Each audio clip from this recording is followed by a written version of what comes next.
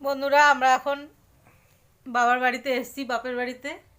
এখন আমার বাবা চা করবে, কুটু কাকুর দোকানের মতন চা করবে। চা তোমাদের দেখাও, দাঁড়াও। চা বানাইছো? ভালো করে বানাও। কি গো, ও বা বানাও।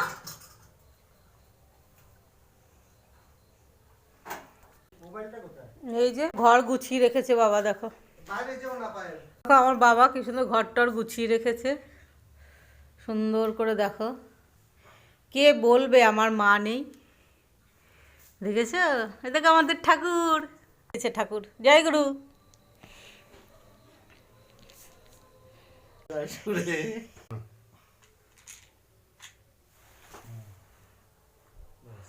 চামচ দিয়ে গুলবা না?